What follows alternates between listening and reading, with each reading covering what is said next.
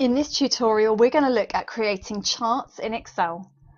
It's a part of being an analyst which is incredibly creative, and it's such a great way to bring data to life. The way we present data can inspire people because it might bring out something that wasn't as easy to see when we summarise it in other ways.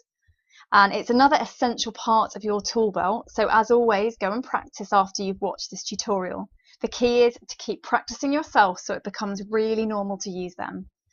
You can download the dataset we'll be using on this tutorial from my website, which can be found in the free datasets course, and I'll put the link in the description below. So we'll be using Pupils Dataset C. You can watch previous videos in this series by clicking on the playlist that I'll put in the description, and that will explain a bit more about the dataset we're working with. I'm going to start by creating a pivot table and then deciding what data I want to summarise. So I'll add in all the fields relating to the percentages, and then I'm going to change them to an average. So let's get the pivot table in first. So insert pivot table. So it's taking our pupils' score, which is great, and click on for a new worksheet. And now I'm going to bring in the fields relating to the percentages. So maths, reading, writing, history. And I can move this up a bit so I can see, and science. Oh, okay. And as I said, I would like to change them to averages, so I'm going to click on each one, and I'm going to click on average, and then I'm just going to rename them as I go to make them a bit more to the point. So let's click on OK. And I'm going to click back in there because, as I can see, the maths percentage is 0.604, and I actually want to format the fields on this one. So we can go back in and click on number format and click percentage to 2 decimal places. So that looks much better. So I'll go and do all these now. And as if by magic, they are all now renamed, changed to percentages and the average of each one. So we'll click on our pivot, and now we're going to add a chart in. So we go to insert, and then we can go to the chart area. I'm actually going to choose a bar chart and keep it really simple, but as you can see, there are many different types of charts that we could choose. So I'm going to go to column and just click on this clustered column here and click on OK.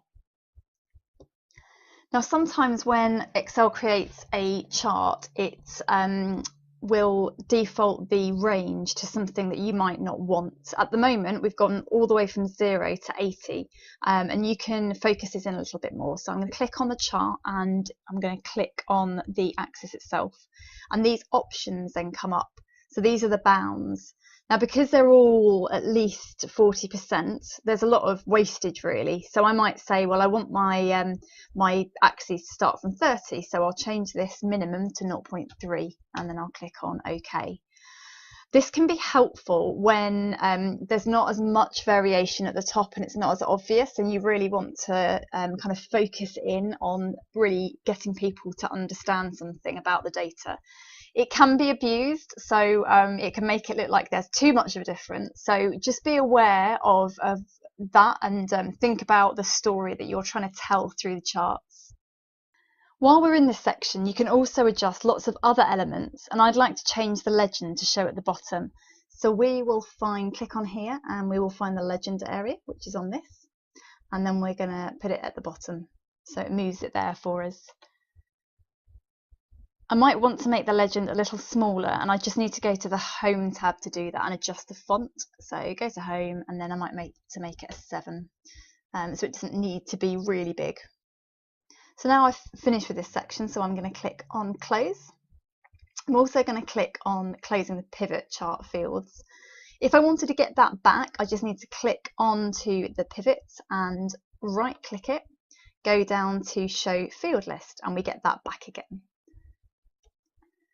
So I've decided now I'd quite like to see these splits by gender to see whether there's any differences between the way that boys and girls are performing. So I will come up here and I will choose gender to go into our pivot table. And by doing that, it automatically updates the chart. So we get this split. So I can see that for maths, the girls are getting higher scores. So we've got 65.72% and the boys are getting 52.42. It's of course showing us exactly the same information that's in our pivot table, but sometimes it is helpful to see this visually presented. I've found that over the years, people just like to see data presented in different ways. And so the more options you have, the better. It's really important not to lose sight of the fact that our analysis is there to help drive action. So when you're creating a report, think about the people who are going to be consuming it and taking it in. If you present a report in a way that isn't helpful for them, they're unlikely to be driven to create the action off the back of it. So it's very much about your end user. So now it's your turn. Download the data set, create a pivot table, and then create a chart. Try and format the axis and the legend, and then add in gender to the rows section.